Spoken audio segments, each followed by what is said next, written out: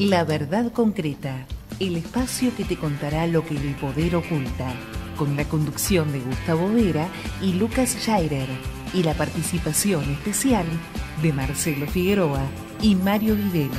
En la producción, Gisela Del Hilo. Esta es la historia de un hombre común, que un día mirando hacia el cielo lo deslumbró una señal.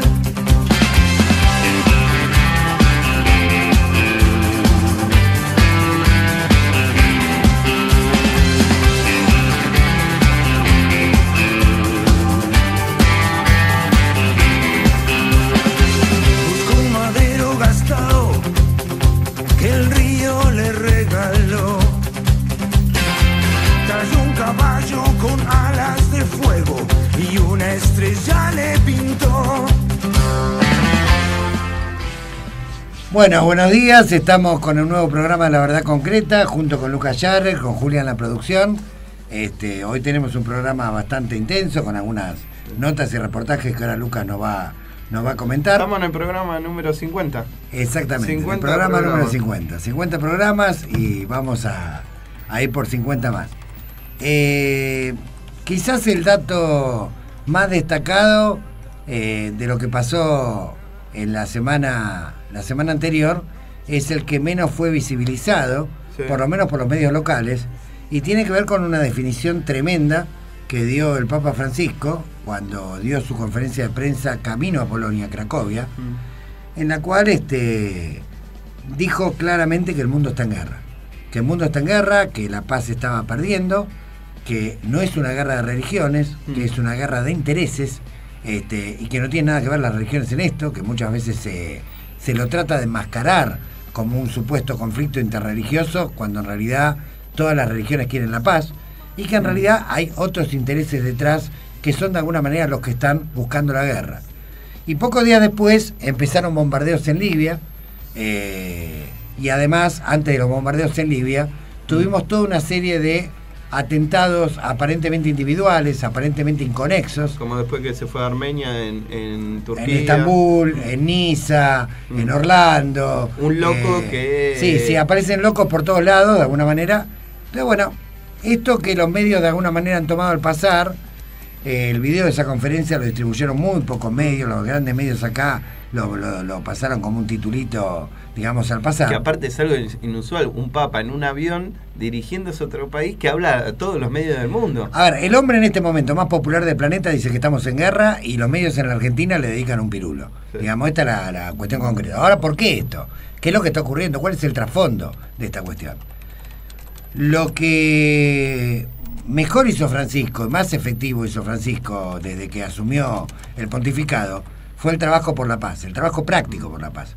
Y ese trabajo práctico por la paz tuvo un punto de inflexión, que fue la tentativa de bombardeo a Siria por parte del complejo militar industrial, gobernado por el Imperio norteamericano, pero también por sus aliados en la OTAN, donde, digamos, Francisco logró, dialogando con Obama, dialogando con Putin, llamando a una jornada interreligiosa a nivel mundial, logró de alguna manera evitar ese bombardeo, y a partir de ahí empezó una carrera a contrarreloj para tratar de recrear un nuevo consenso mundial a favor de la paz. Y este consenso mundial tiene como núcleo duro precisamente a los demás credos. O sea, Francisco fue al encuentro del Islam, fue al encuentro de la Iglesia Ortodoxa rusa, fue al encuentro de la Iglesia Ortodoxa armenia, de la Iglesia Ortodoxa griega, va a ir al encuentro de los luteranos. O sea, trató de buscar, de alguna manera, entre todas las religiones que tienen dentro de sus preceptos el bien común, la fraternidad, el mundo en paz, y trató de generar una alianza a favor de la paz. Una alianza a favor de la paz que fue acompañada por otros gestos políticos, como por ejemplo el restablecimiento de las relaciones de Estados Unidos con Irán, algo en lo que lo acompañó Obama, pero un sector del establishment norteamericano lo viene resistiendo fuertemente. El restablecimiento de relaciones de Estados Unidos y Cuba, la pacificación en la República Centroafricana, Sí, el intento de diálogo entre Armenia y Azerbaiyán, donde existe un viejo conflicto en torno a Nagorno-Karabaj, a un enclave, digamos, que pertenecía a Armenia, que después en la época soviética fue atribuido a Azerbaiyán y que en abril generó de alguna manera algunos enfrentamientos. Pero ¿por qué Francisco trata de recrear fuertemente un consenso a favor de la paz mundial? Precisamente porque las guerras contemporáneas, sobre todo a partir de 1991, ya no son las guerras como en la Primera y Segunda Guerra Mundial, que empezaban a los tiros y terminaban a los tiros. O sea, las guerras hoy básicamente son 90% propaganda y 10% acción física. Claro. O sea, lo que hemos visto desde el 91 en adelante fue a los grandes imperios, al complejo militar industrial, desarrollando una intensa propaganda para generar consenso mundial antes de realizar un bombardeo. Entonces inventaban algún cuento, o sea, fabricaban un enemigo, por ejemplo, Irak tenía armas químicas, y trataron de convencer, y convencieron de hecho, a la población mundial de que Irak tenía armas químicas, lo cual fue la excusa para invadir Irak, quedarse con los recursos de Irak, destruir a ese país, generar un montón de conflictos, digamos, geoestratégicos en la zona. Y después se demostró que Irak no tenía armas químicas, claro, que era todo un chamullo. Lo mismo ocurrió con Afganistán, a quien se culpaba de haber sido responsable del atentado a las Torres Gemelas, ¿sí? Con un tal Bin Laden, que Bin Laden había sido fabricado por los propios norteamericanos cuando fue la invasión soviética en Afganistán. Evidentemente, esto lo hemos visto en Libia, lo hemos visto también en Serbia, cuando se presentaba Milosevic, digamos, como un nazi fascista. Y esto tiene que ver con que el 60-65% de las grandes cadenas de televisión las maneja financistas vinculados al complejo militar industrial. Por lo tanto, manejan la propaganda, por lo tanto generaban consensos en los cuales la población se convencía de que fulano tenía armas químicas, de que Mengano había atacado países, de que Sultano era el demonio, de que Sultanito era Hitler o Mussolini. Y bueno, lo que venía después era el negocio. ¿Cuál era el negocio? El negocio era la ocupación del territorio, la extracción de recursos naturales, sobre todo el multimillonario negocio del tráfico de armas y todos los negocios que se generan en torno, de alguna manera, a una operación bélica. Estas operaciones bélicas cesaron, o por lo menos se restringieron a su mínima expresión, a partir de que Francisco empieza a recrear consenso a favor de la paz mundial y, por supuesto, el complejo militar industrial está nervioso, quiere volver a retomar sus negocios. Aparte, Francisco toma medidas puertas para adentro del Vaticano en relación a esto, porque el complejo militar industrial había infectado al Vaticano con cuentas que tenía el IOR, la banca vaticana, en la cual se descubrió que había muchas cuentas que tenían que ver con el lavado de dinero y el tráfico de armas. Es decir, que el Vaticano, antes de Francisco, se había convertido en una especie de viaducto en el cual el complejo militar industrial, cuando iba de camino o de regreso de la guerra que armaba en África o en Oriente, utilizaba inclusive la estructura financiera del Vaticano para lavar dinero. Yo les recomiendo a los oyentes 2 libros, Vía Crucis y Avaricia, en los cuales se demuestra cabalmente que hay una limpieza, un manipulite al interior de las finanzas vaticanas, en la cual se han cerrado 3.000 cuentas, muchas de las cuales estarían sospechadas de tener vinculación con el lavado de dinero del tráfico de armas. Es decir que el complejo militar industrial lo que tenía básicamente era no solamente la capacidad para fabricar todos los años un enemigo, una guerra, para hacer negocio, para reactivar su propia economía en base a la destrucción de países enteros, sino que además tenía la capacidad mediática de generar consenso y además tenía cierta bendición del Vaticano de alguna manera, porque había logrado infectarlo de alguna manera con finanzas que estaban vinculadas a estos negocios. Entonces, por supuesto que hay el complejo militar industrial, que donde podemos, si tuviéramos que ponerle nombre y apellido a algunos de sus personeros, bueno, uno muy conocido en Argentina, Paul Singer, digamos, el que tantas trabas ponía para el acuerdo con los buitres, concretamente. Paul Singer es el financista del ala más dura de los republicanos, y junto con otras empresas de alguna manera añoran las épocas en que era muy sencillo fabricar enemigos y fabricar guerras. Y tiene amigos Paul Singer acá en la Argentina, claramente, como Durán Barba, por ejemplo. Claramente como los Melconian, como los Sturzenegger, como los fundamentalistas del mercado que se niegan a todo diálogo, a toda concertación social, como Patricia Bullrich, digamos. O sea, sectores de alguna manera que son simpatizantes de lo que nosotros denominamos el partido de la guerra, concretamente. O sea, el partido que entiende digamos, a nivel mundial, que la única manera de reconstrucción de sus propios centros imperiales es a través de la fabricación sistemática de guerras en los países periféricos, donde los dejan destruidos, les saquean todos los recursos y generan mega negocios. Como Francisco cortó este circuito, claramente entonces ahora están tratando de romper ese consenso a favor de la paz, y lo rompe con una especie de doctrina del shock, ¿sí? Muchos loquitos suicidas haciendo muchos atentados en muchos países, que generen terror, que generen pánico, que generen la sensación de inseguridad, que generen que sectores medios reclamen mano dura, ¿se entiende? Entonces, obviamente Francisco se da cuenta de esta jugada y por eso plantea, camino a Cracovia, estamos en guerra, está perdiendo la paz, y no se equivocaba. Ayer empezaron los bombardeos en Libia.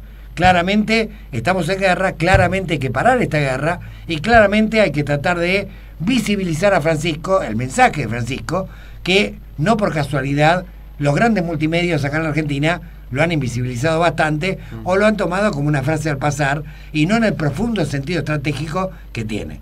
Y de alguna manera, para terminar, el complejo militar industrial no solamente busca romper el consenso alrededor de la paz, sino que busca deslegitimar a Francisco, busca invisibilizarlo, busca de alguna manera, inclusive, si es posible, armar un cisma dentro de la iglesia, lo han intentado, pero además buscan que no sea profeta en su tierra, ¿sí? Y esto es importante, y para esto cuentan con los servicios de los Durán Barba y todos estos señores, digamos, que son soldaditos, discípulos de Porcinca, ¿sí? En su momento también Elisa Carrió fue muy dura. Por ejemplo, de aceptar los bombardeos a Siria, que está de por acuerdo, ejemplo, y aparte no es casual que Elisa Carrió haya dicho una cosa de la iglesia argentina y otra cosa del Papa, como si fueran cosas diferentes, o sea, buscando generar cizaña, división. Sí. O sea, te corren por, si querés, centro-izquierda, que representa a Carrió, representó, y también la mano dura más de derecha, entonces, más los Burley. Acá se han tomado hechos que se los ha sobredimensionado hasta el hartazgo, se ha deformado el mensaje de Francisco, se lo ha tratado de asociar a la corrupción, se lo ha tratado de asociar a los peores sectores, digamos, del gobierno anterior. Cada vez que PPT habla de José López, ya sea en chiste y demás, aparece siempre una imagen del Papa. Exactamente. Y si ahora en estos días no hay nada, es simplemente porque Mauricio Macri debe haber ordenado que por favor hagan una tregua hasta que lo vea el 17 de octubre, porque pero evidentemente acá hay sectores que han buscado atacarlo y han buscado de alguna manera generar un consenso antipapa, claro. ¿Sí? Porque justamente para el complejo militar industrial, Francisco, como mediador moral mundial, como la persona más respetada del planeta, para poder articular, para poder trabajar, digamos, la cultura del encuentro, bueno, hay que tratar de alguna manera, desde el lado del complejo militar industrial, de romper el consenso, de deslegitimarlo y de que no sea profeta en su tierra. Por eso la cizaña de la campaña antipapa en la Argentina es tan fuerte, porque lo que busca es que grandes sectores urbanos, de alguna manera, sean contaminados por esta propaganda, pero detrás de esta propaganda no están las religiones. Detrás de esta propaganda está la guerra, está el peligro de destrucción del planeta, está el saqueo a los pueblos más pobres, ¿sí? Con los cuentos de siempre, ¿sí? Los cuentos que tuvimos en Irak, los cuentos que tuvimos en Afganistán, los cuentos de siempre. Por eso, como nuestro programa en general pone visible aquello que los grandes multimedios tratan de invisibilizar, me parecía que esta editorial venía a cuento de una cuestión estratégica que hoy está desarrollándose en el mundo muy a fondo. Insisto, empezaron bombardeos en Libia por parte de Norteamérica, o sea, está perdiendo la paz, la batalla, y claramente aquellos que respetamos el Laudato Si, el mensaje de Francisco, el mensaje de tierra, techo y trabajo, los que nos vamos a encontrar el 7 en San Cayetano y vamos a marchar a Plaza de Mayo, todos esos sectores tenemos que trabajar fuertemente por la paz y tenemos que desenmascarar estas maniobras que lo que buscan es la guerra y es la destrucción.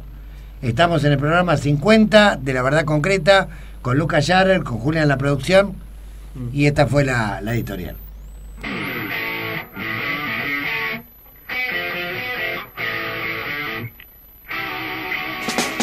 La Verdad Concreta, el programa de Gustavo Vera.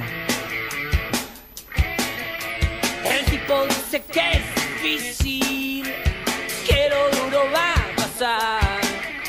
El tipo habla del futuro y no tenés laburo, ya lo están por echar. El tipo tiene que estar duro y bajo el escritorio un perfume singular. La nena lo hace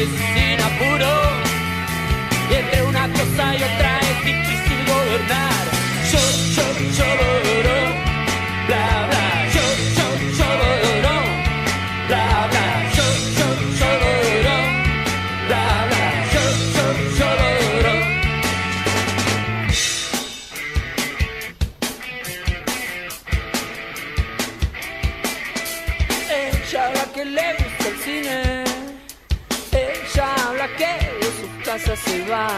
Cada tanto decís, sí.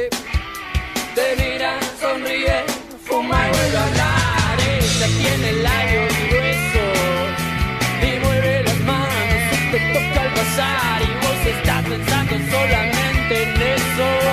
Estás pensando solo en cómo hacer la casa. Bla bla, bla bla, bla bla,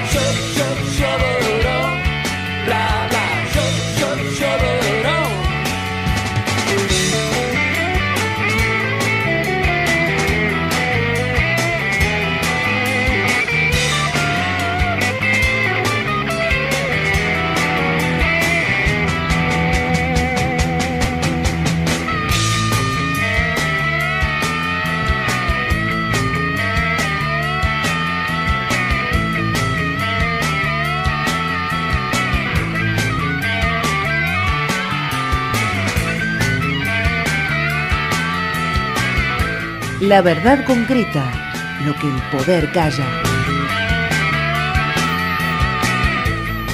Seguimos en el programa de La Verdad Concreta que conduce el legislador Gustavo Vera. Mi nombre es Lucas Scherer y ya rápidamente nos metemos en la entrevista con el diputado nacional y secretario general del Sindicato de Vendedores de Diarios y Revistas para hablar de la situación social, política, internacional y local. Omar Plaini, ¿nos estás escuchando?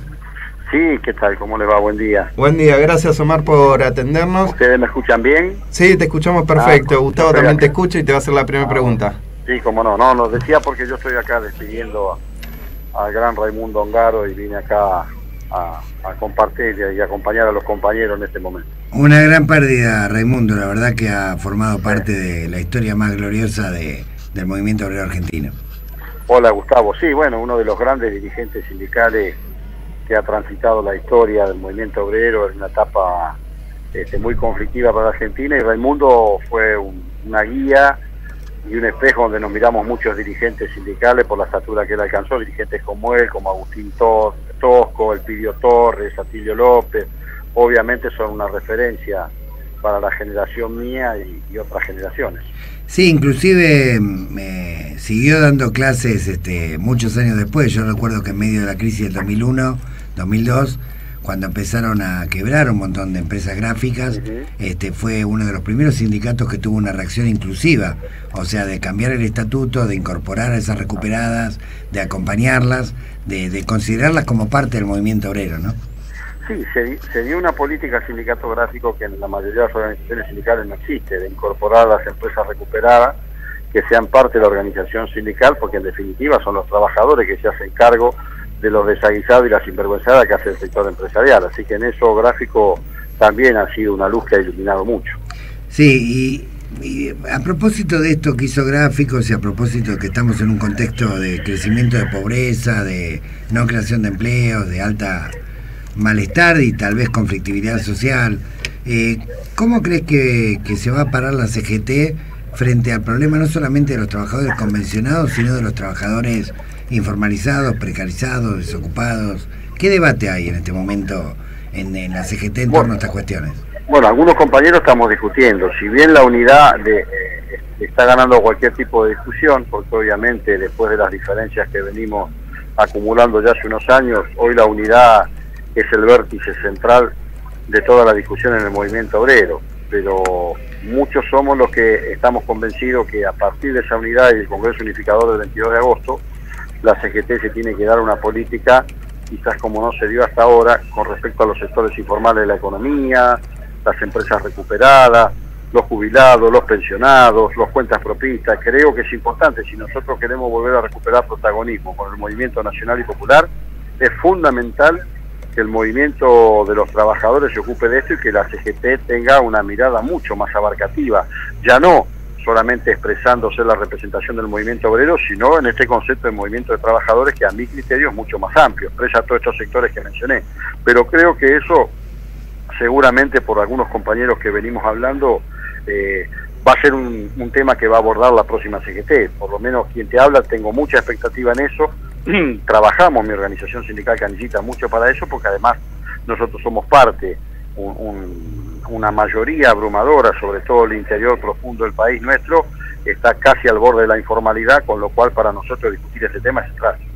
No, claro, y por suerte entre los nombres que más suenan, si bien todavía no está resuelto, creo que no está resuelto, digamos, cómo se va a estructurar el triunvirato, pero entre los candidatos que más suenan, por lo menos hay varios, como Mito, como Daer, que son de alguna manera abiertos y receptivos a empezar a considerar al movimiento obrero de conjunto, no solamente al sector convencionado, sino aquellos que han tenido la desgracia de perder su trabajo o la desgracia de perder sus derechos, ¿no? Porque ahora, por ejemplo, con la crisis que tienen las pymes, producto del levantamiento de posiciones arancelarias, producto de evaluación y todo, y tarifazo, etcétera, hay una tentativa también de flexibilización laboral, hay una gran porción del movimiento obrero que está fuera de los convenios colectivos, y creo que ahora, por lo menos entre los nombres que más suenan, empieza a haber un consenso de que hay que abordarlo. Ahora, si se lo abordara, para vos, ¿cuál sería la manera en que habría que empezar a trabajar y articular? Yo creo que hay que abordarlo. Los compañeros que mencionaste son compañeros con los cuales hablo y tengo una relación de mucho tiempo y una muy buena sintonía en ese aspecto, y coincidimos en esta mirada y en lo que vos estabas planteando. Y yo creo que sí, esto hay que abordarlo, y habrá que crear algún departamento en la propia CGT, desde alguna secretaría o desde algún lugar, para empezar a incorporar a nuestros compañeros para el debate y para la discusión, y para que nosotros entendamos que son coyunturas. El compañero en la informalidad tiene que ser una coyuntura, no una política permanente para tratar de que sea asistido en forma dadivosa por el Estado. No, todo lo contrario. Nosotros tenemos que tener una política, y la CGT tiene que ser la cabeza del reclamo y de un programa frente al gobierno, donde plantee claramente que nosotros queremos ir en dirección del pleno empleo, digamos. Si no, sucede lo que muy bien marca el Papa Francisco.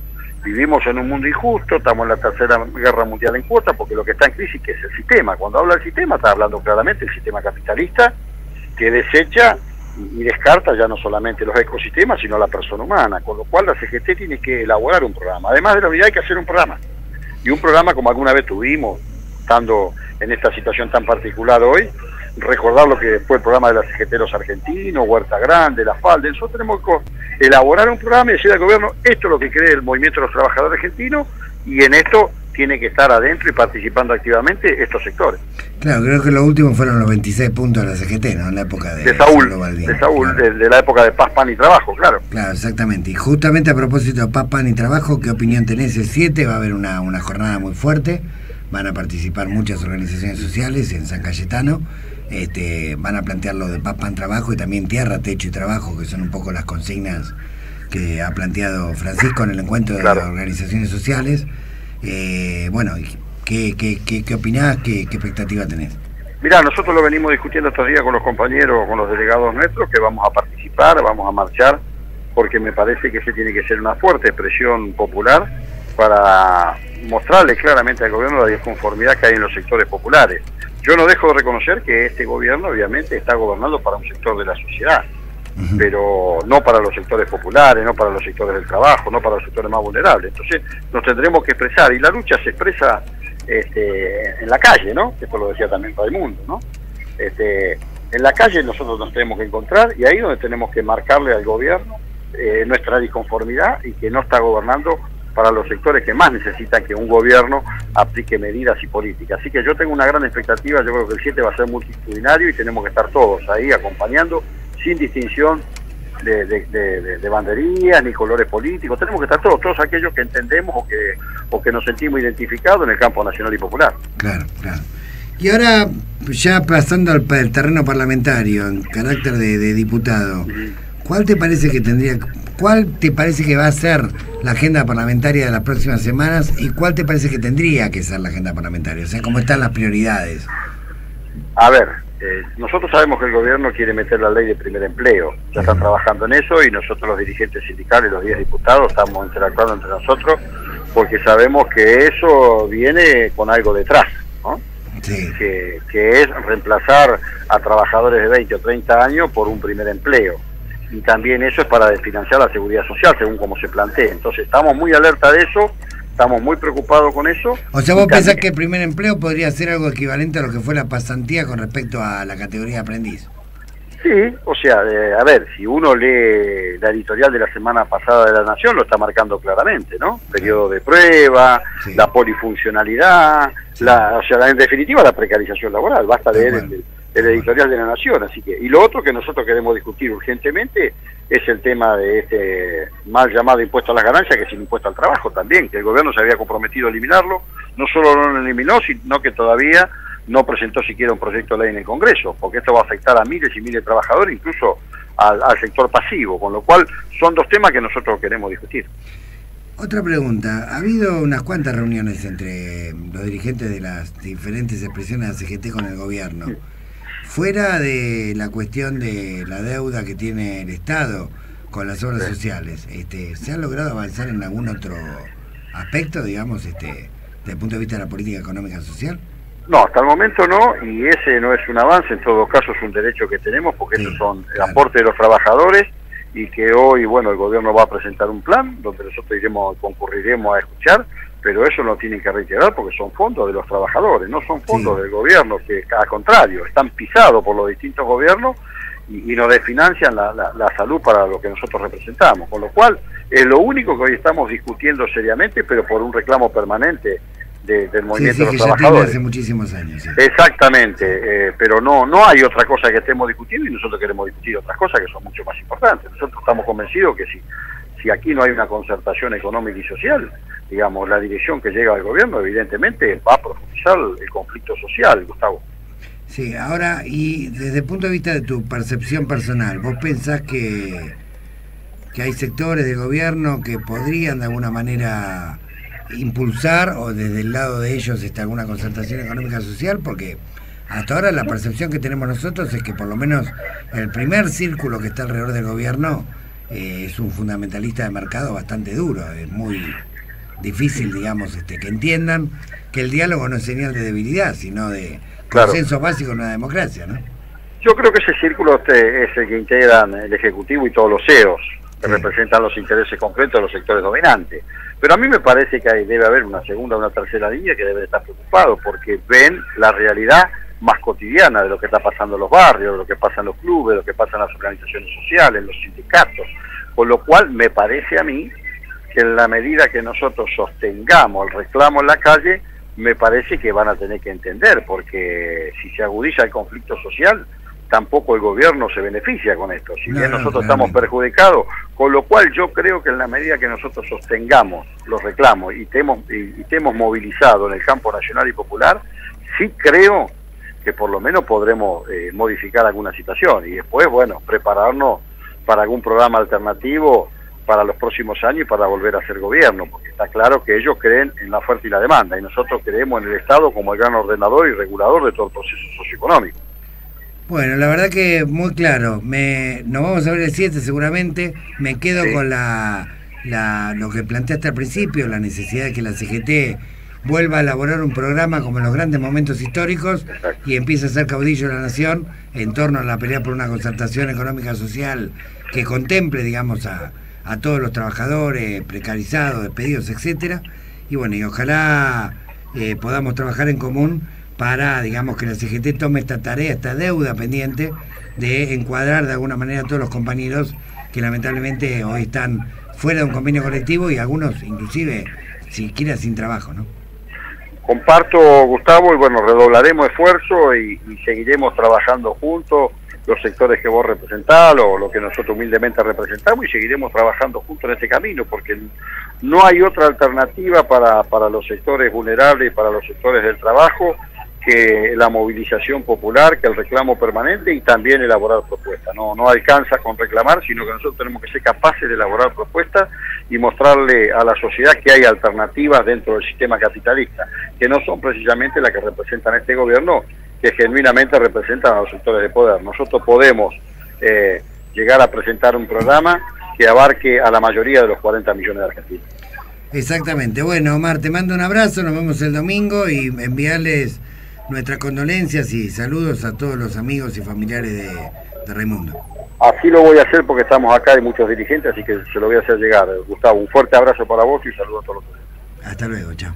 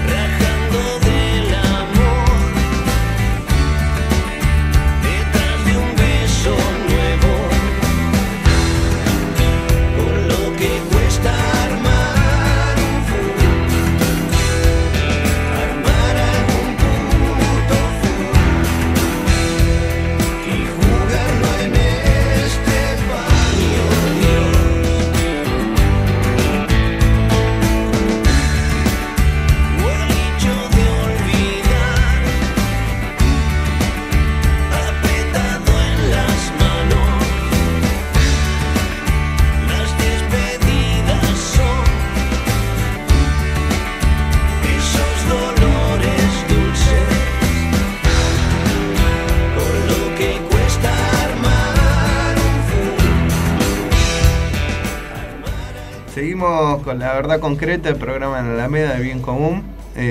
Acabamos de escuchar al secretario general del Sindicato de Canillitas, diputado nacional, Omar Pravini, con definiciones muy interesantes. Seguramente las vamos a estar reproduciendo en el transcurso del día. Y otro de los temas sociales y políticos que más inquietan hoy a los argentinos es el tema del tarifazo. Y queríamos hablar con Ximena Ratoni, que es secretaria adjunta del personal jerárquico del gas, para que nos cuente cómo se está organizando la resistencia a los tarifazos. ¿Xime, nos estás escuchando? Sí, Lucas, buen día. Gracias por atender. Contanos un poco qué se está programando para esta semana. Sabemos que hay un ruidazo para el jueves 4, pero va a haber presentaciones en la Corte. ¿Cómo se viene organizando la lucha para frenar el tarifazo en el resto del país, en la Ciudad de Buenos Aires? Sí, ahí hay una convocatoria a la que se están sumando todas las organizaciones barriales, políticas, sociales, los vecinos en general, que tiene que ver con el ruidazo del jueves 4 a las 8 de la noche en diferentes esquinas de los barrios de todo el país. Que eso tiene que ver un poco con seguir mostrando, digamos, el descontento frente a un tarifazo que el gobierno dice que es gradual y para cualquier trabajador es impagable, ¿no? Sí. Pero más allá de eso, que es, digamos, una forma de protesta ciudadana, algunas organizaciones, en nuestro caso nuestro sindicato de gas como Sindicato de la Energía, Luz y Fuerza Mar del Plata, la CTA Autónoma, la Alameda y Bien Común, Consumidores Libres con Héctor Polino y otras organizaciones políticas que vienen acompañando como Libres del Sur, NST, etcétera, vamos a hacer una nueva presentación este jueves al mediodía en la Corte Suprema de Justicia. Nosotros, antes de que comenzara la feria, cuando todo este tema terminó en manos de la Corte, hicimos una presentación pidiéndole una audiencia a la Corte para que también escuche el punto de vista de usuarios y trabajadores. Todavía no hemos tenido respuesta. Ayer se levantó la feria judicial y en el día de hoy sabemos que el gobierno va a presentar la respuesta a todos los informes que el Supremo Tribunal le pidió para poder resolver algo en relación a la cuestión del gas, digamos, ¿no? Sí. Sabemos que hoy el gobierno va a presentar eso y nosotros el jueves queremos, por un lado, insistir en que reciba la voz de los usuarios y trabajadores, pero además con algunas cuestiones concretas que nos parece importante revisar, que tienen que ver con dos cosas. Uno, con entender que la Corte va a resolver sobre el tarifazo del gas, pero el tarifazo del gas se da además en un contexto de un combo de aumento de tarifa en absolutamente todos los servicios. No es un dato menor, digamos. Mientras los salarios siguen siendo de entre 10 y 15 mil pesos y logramos aumentos en cuotas, ¿viste? Que más o menos van atrás siempre de la inflación, acá se viene un tarifazo gigantesco en todos los servicios al mismo tiempo. Y lo otro que le estamos planteando, o que le pretendemos plantear a la Corte Suprema, es que creo que tenemos una oportunidad de atajar el tema en su real dimensión. ¿A qué me refiero? A que el gobierno pretende decir que este 400% que benévolamente nos puso de tope, en realidad no es una revisión tarifaria, sino que es un ajuste transitorio de otro más grande que va a venir. Claro. ¿Sí? Entonces, lo que le pide a la Corte Suprema es que acepte este 400% y que luego se hará una audiencia pública por otro porcentaje de aumento nuevo que pretende el gobierno imponer. Lo que nosotros le queremos plantear a la Corte es, primero, que este tope se va a hacer impagable para una enorme cantidad de usuarios de este país, digamos, familias trabajadoras y pequeños comercios, pequeñas industrias, no van a resistir este combo tarifario. Pero además también plantearle a la Corte innovar en este sentido. Las audiencias públicas previstas por la legislación, digamos, las previstas que igual no se hacen hace 15 años, no solo no son vinculantes, con lo cual la verdad que pierde bastante sentido, sino que solamente abarcan lo que sería el transporte y la distribución, es decir, la última parte de la cadena de lo que es la constitución del costo del gas. Cuando entre el 70 y el 80% de la boleta se lo llevan los impuestos nacionales y provinciales y se lo lleva la renta de las petroleras en el Boca de Pozo. O sea, el 80% de lo que estamos pagando se lo lleva las empresas y los impuestos. Se lo llevan, pero no las empresas en general, porque uno cuando dice las empresas, cualquier vecino piensa que es Metrogas, Gasbank, Claro. Gasnea, digamos. Entre lo que es la distribuidora, es decir, Metrogas, Gas Natural, etcétera, y lo que es la transportadora, TGN y TGS, que transporta el gas en gran escala en el país, esa parte de la factura es más o menos aproximadamente el 20%. Sí. Pero después hay, estamos hablando de aproximado porque depende del lugar, varía un poco más, un poco menos. Pero después aproximadamente un 30-35% son impuestos. El IVA, impuestos municipales, impuestos provinciales, ¿sí? Y hay otro 45-50% que lo explica lo que le pagamos a las petroleras por el gas en boca de pozo. Que es bueno saber que la mitad de la matriz energética a gas es lo que se llama gas viejo o gas convencional, es decir, los pozos que están históricamente ya en este país, no cosas nuevas, de inversiones nuevas. Eso explica la mitad del gas. Lo estamos pagando entre $3.50 y $5, el millón de BTU, que es la medida. En Estados Unidos se paga $2. ¿Se entiende lo que digo? Entonces, ¿qué le estamos pidiendo a la Corte Suprema? ¿O qué le vamos a pedir? Que haga una convocatoria para discutir toda la cadena. Porque si no vamos a terminar en una audiencia pública que es no vinculante y que va a discutir solo lo que explica el 15 o 20% de la boleta. Claro. Pero ¿qué pasaría si podemos discutir, bueno, vamos al precio internacional del boca de pozo? ¿Qué pasaría si bajamos $1 el millón de BTU, por ejemplo? Claro. ¿Qué pasaría si podemos poner en discusión alguna parte de los impuestos? Digo, pensando en hacer de esto algo sustentable, por supuesto, pero por otro lado, algo que sea pagable. Uno no puede venir a decir, como esto es un lío y venimos de la pesada herencia y no sé qué, pretender un sablazo que va a dejar afuera a la mitad de la gente. Digamos, esto se resuelve con la gente adentro. Eso es lo que queremos plantear. Sí, bien, perfecto. Sí, y eso va a ser este jueves al mediodía.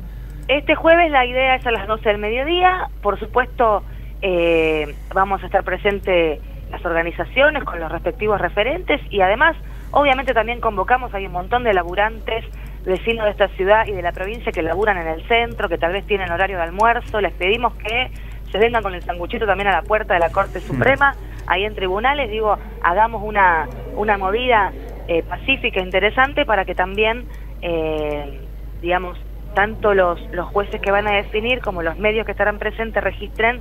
Hoy la decisión en el tema gas está en manos de la Corte. Claro. Nos parece que es ahí donde tenemos que insistir en que alguien nos escuche, digamos. Sí, y por abajo, ¿cómo se viene organizando la resistencia? Sabemos que hay multisectoriales que se están reuniendo por las comunas, que hay multisectoriales en el conurbano, en Morón, en Luján, en Mar del Plata.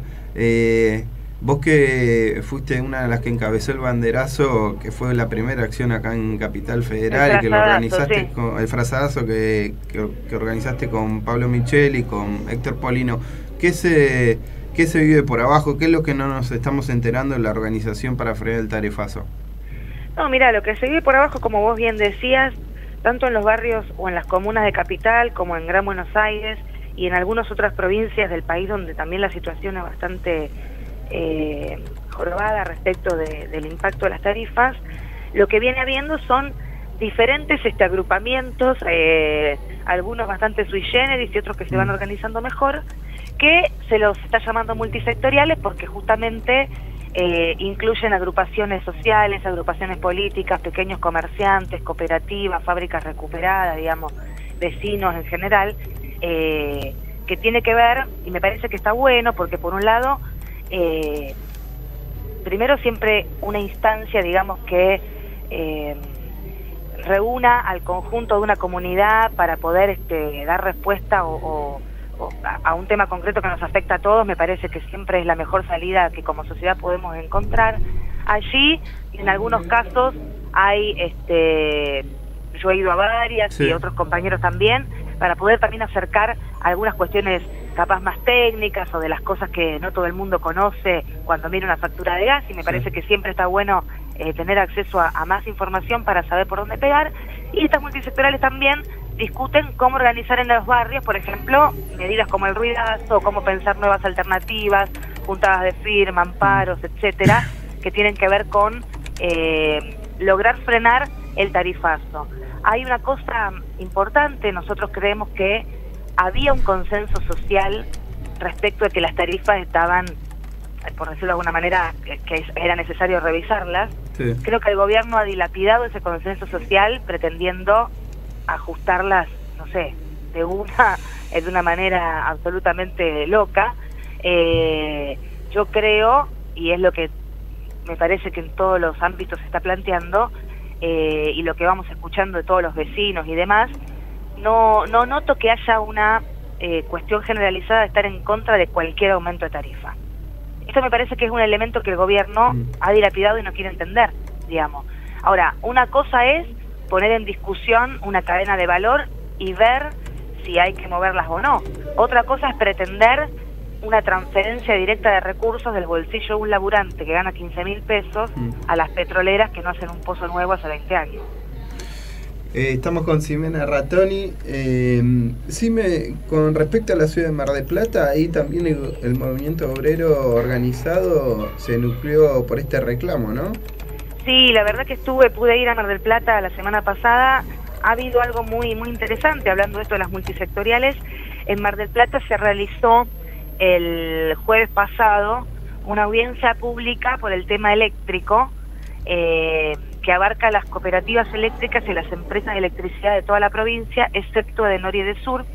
Esto fue producto de algunos amparos que ha habido, como todo, una audiencia pública no vinculante, donde no había acceso a la información y donde pretendieron que todos los habitantes de la provincia, con la inmensa que es, vayan a Mar del Plata, digamos, una cosa hecha para que realmente no tenga mucho efecto. Pero lo interesante es que con la iniciativa de los compañeros de Luz y Fuerza Mar del Plata, que son parte también de la CTA Autónoma, se hizo una convocatoria multisectorial y se ha hecho una especie de contraaudiencia. El otro día una movilización muy grande, donde se estaba realizando la audiencia pública, que fue, como vos bien decís, encabezada por el movimiento obrero, por las dos CTA, por la CGT, y a la cual se sumaron todas las organizaciones políticas y sociales y culturales de Mar del Plata. Una movilización, un acto absolutamente unitario, donde, bueno, todo el mundo al mismo tiempo, bueno, también estuvo la pastoral social, habló uno de los sacerdotes de Mar del Plata también en ese acto, el defensor del pueblo. Bueno, la verdad, las fuerzas vivas en su conjunto, movilizándose y planteando, digamos, que el tarifazo como está dado es impagable y es inmoral, porque deja un montón de gente afuera, ¿no? Eso fue muy interesante y creo que es parte del camino, digamos, cómo sumamos fuerza, porque digo, lo mismo que planteábamos en gobiernos anteriores me parece que vale para este.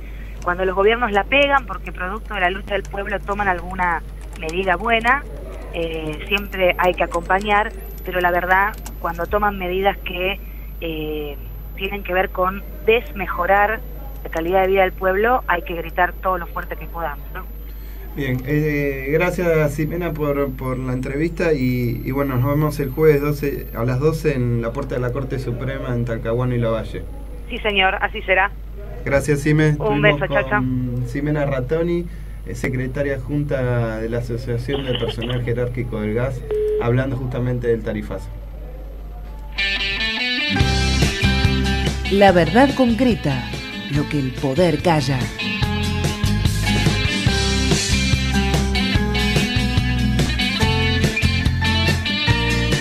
Hoy no voy a cantarle al sol ni al mar, ni a las estrellas, ni a casitas de muñecas. Hoy solo quiero contar cómo me siento. Estoy viviendo un día en blanco y negro, así que no me vengan a hablar de amor, porque yo soy un monumento al mal humor y mi sonrisa siempre fue una mala actriz. ¿Cómo puede una ciudad estar tan gris? No hay luz en casa, pero con la vela alcanza para alumbrarme la amargura, 2 o 3 puntos de sutura. No hay luz en casa, pero con la vela alcanza, y en un revés a mi destino, un día de esto yo me animo. Hoy no hay metáforas, hoy voy a ser sincero. La Las cosas no me están saliendo como quiero. Es una tarde en la que siento que una fiesta sería dormir 35 años la siesta. De vez en cuando caigo en estos agujeros. Pido licencia del humor que siempre tengo. Soy miel de azúcar para una sola de sal. Tengo derecho yo a sentirme un día mal. No hay luz en casa, pero con la vela alcanza para alumbrarme la amargura. 2 o 3 puntos de sutura.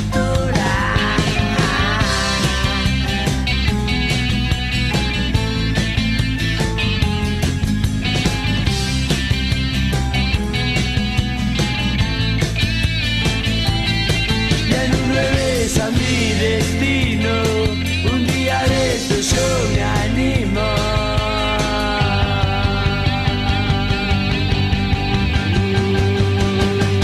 Me voy a ir a vivir a la montaña, donde todo es poco, pero igual alcanza.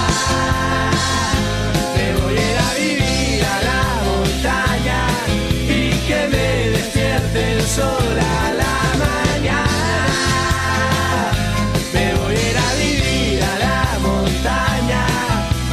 todo es poco, pero igual alcanza. Me voy a ir a vivir a la montaña y que me despierte el sol en la mañana. La verdad concreta. Me voy a ir a vivir a la montaña y que me despierte el sol a la mañana. No como en la ciudad, el sol.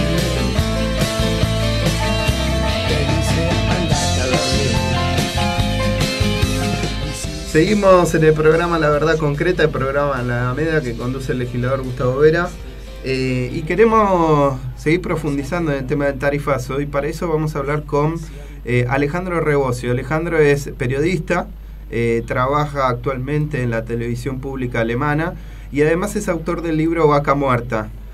Ustedes saben que Vaca Muerta es como lo que se vendió del sueño del boom petrolero argentino que está en Neuquén.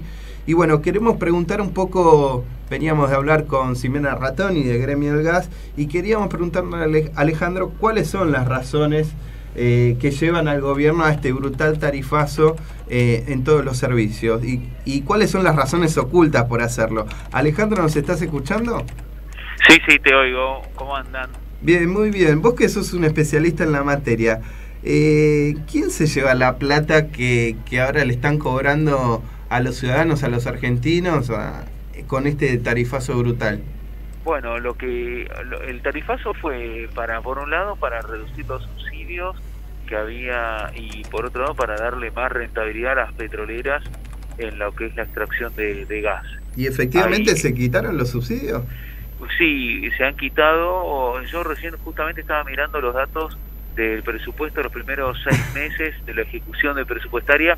Y si vos mirás, el principal recorte que ha habido de gasto en el gobierno está en obras públicas, que está parada totalmente, y después por otro lado, uno de los ítems más importantes es el tema de los subsidios a la energía, tanto la energía eléctrica como el gas.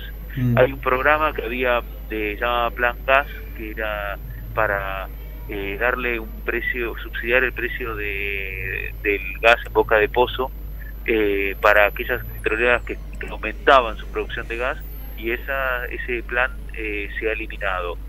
Igualmente, y si vos mirás todo lo que es subsidios a la energía, en el primer semestre está cayendo. Sin embargo, en el mes de junio, y este es un dato así importante, empezó a crecer. O sea que está bien, se empezó, al principio se recortaba, pero claro, cuando llegó el junio y hubo más demanda de energía, también con un invierno más crudo que otros años, llevó a que igualmente, bueno, que se consumiera más energía y que terminaran aumentando los subsidios, pero en el mes de junio, si vos miras, por ahora en el semestre hay una caída en cuanto al gasto en subsidios. Pero bueno, por un lado entonces había un recorte de subsidios a ese sector. En realidad los subsidios venían a cubrir el costo, y después por otro lado está el hecho de que, además de recortar los subsidios, o sea, para reducir el déficit fiscal, el gobierno lo que quiso es darle un mayor precio, que las petroleras recibieran un mayor precio por el gas que extraen, y entonces, bueno, darle más rentabilidad con la idea de que supuestamente vayan a invertir más, o por lo menos mantener lo que tienen ahora, ¿no? Porque ahí también está es curioso, ¿no? Porque los primeros que se fijaron del tarifazo del gas fueron los gobernadores patagónicos, porque claro, en la Patagonia la gente sufre más frío y sufría un aumento tan grande, pero al mismo tiempo son los mismos gobernadores patagónicos los que también presionan para que aumente el precio del gas en boca de pozo, porque temen que si no las petroleras van a suspender gente, que de hecho están empezando a suspender. Claro, sí. Estamos hablando con Alejandro Rebocio y no solo en el aspecto petrolero, ¿en qué otros negocios está favoreciendo el gobierno respecto del tarifazo? ¿Vos tenés idea si esto aplica a otros servicios de manera tan brutal como se ve en el petróleo? Y no, yo creo que las petroleras son las principales beneficiadas por el tarifazo. Como que no hay otro sector donde haya más transferencia de ingresos que ahí. Por ejemplo, en el tarifazo eléctrico o en el tarifazo del agua, no hay, me parece que el beneficio para petroleros ha sido mayor. Pero bueno, evidentemente esto también apunta el tarifazo a aumentar los ingresos de las distribuidoras de gas, distribuidoras de electricidad, las transportistas de gas, las transportistas de electricidad, bueno, las empresas de agua, que en este caso, bueno, AISA es estatal, pero también la idea es recuperar la rentabilidad de esos sectores. Lo que pasa es que, claro, no todos venían igual. Si vos mirás el sector eléctrico, sí, es un sector que hay empresas que estaban con una situación patrimonial complicada y con grandes pérdidas, pero de varios años continuos. En el sector de gas hay algunas empresas que sí, otras que no. Metrogas hoy leía que sí, que es estatal, recordemos, actualmente, tiene un quebranto importante en términos patrimoniales. O sea que cada caso es distinto. Yo creo que, al final de cuentas, había bastante consenso, no digo que todos opinaran lo mismo, pero que había que algunos precios o tarifas de gas y electricidad tenían que aumentar. La pregunta es en qué proporción. Porque muchos pensaban que le iban a venir de gas lo mismo que lo que le venía el teléfono o el cable, y terminó viniéndole 2 o 3 veces más en muchos casos. Claro. Entonces, el otro día yo hablaba con una persona que, claro, que pasó a pagar 2.000 pesos de gas, y bueno, o por bimestre, o no, perdón, 4.000 pesos. Bueno, esa situación es la que llama la atención, porque antes me acuerdo que la campaña para aumentar las tarifas decía no, porque por el gas y por la electricidad se paga muy poco, y por el cable la gente paga mucho más, o por el teléfono. Pero bueno, la gente paga por el teléfono 300, 400, 500 pesos, no 2.000. Claro. Y Alejandro, esto tiene que ver con, esta transferencia brutal al sector petrolero, ¿tiene que ver con que hay un ministro de Energía y Minería que es justamente titular de una empresa petrolera como es la Shell y como es José Aranguren? Yo no sé si hay una cuestión de corrupción en el sentido de decir que Aranguren lo hace para favorecer a Shell, y a su vez él es accionista de Shell y quiere ganar plata con eso. No sé si es por eso. Lo que sí, claramente que el equipo de él y su gente, muchos son gente que venía trabajando en el sector energético y tienen la mirada bastante secada hacia ese sector, y buscaron recomponerla, y pensaron que lo que había que hacer era recomponer la rentabilidad de ese sector, que en parte puede ser razonable, pero en parte, bueno, solamente miraron el interés de ese sector. El otro día un economista de una fundación ultraliberal como FIEL, la Fundación de Investigaciones Económicas Latinoamericanas, recordemos donde vino López Murphy, Artana y otros más, bueno, creo que era Navajas de la Fundación FIEL, que escribió un artículo criticando justamente el sesgo del equipo de energía, porque aumentaron las tarifas sin pensar el impacto macroeconómico, decía él, y insisto, tipo de la Fundación Fiel. Claro. Porque claro, miraron en el hecho de recomponer la rentabilidad de las empresas energéticas como prioridad, y no que eso iba a traer un impacto en términos macroeconómicos duros, porque evidentemente han afectado el poder adquisitivo de la gente, y aunque quizá a alguno no le importe la gente, pero sí que le importa que la macroeconomía, que si la gente deja de consumir, la economía se mueve menos, sí, las empresas también sí, venden menos, y bueno, y todo ese efecto, decía Navajas, no se tuvo en cuenta. O sea, lo que acá creo que cada vez se escucha más críticas es la falta de gradualismo y la terapia de shock que se ha aplicado. Yo me acuerdo que en marzo entrevisté a un economista que se llama Barry Eichengreen, que es un economista bastante consultado y medio como de moda en Estados Unidos, y él definía que el ajuste de Macri era un ajuste de shock. En Alejandro, muchos dijeron que era una exageración, pero me parece que estaba bastante acertado el hombre. Alejandro, eso coincide con lo que señalaba Gustavo en su editorial, así que vamos dando cierre, uniendo el inicio con el final. Muchísimas gracias por haber dado esta entrevista, y bueno, recomendamos el libro de Alejandro Rebozo y Alejandro Berkovic, que es sobre Vaca Muerta y el boom petrolero en la Argentina. Gracias, Alejandro, hasta luego. Gracias a ustedes. Bueno, se nos fue, Gustavo, el programa. Ya está. Bueno, sí, es bastante completo el panorama respecto al tema guerra, respecto al tema tarifazo, respecto al tema de desocupación, la marcha que hay, a la que convocamos a todos a partir de las 9 de la mañana el domingo 7 en San Cayetano, y en la cual están convocando organizaciones sociales y sindicales, y bueno, festejamos y celebramos nuestros primeros 50 años de programa, y pensamos hacer unos 50 más. 50 programas más, sí. Bueno, que tengan muy buen martes, nos vemos el martes que viene.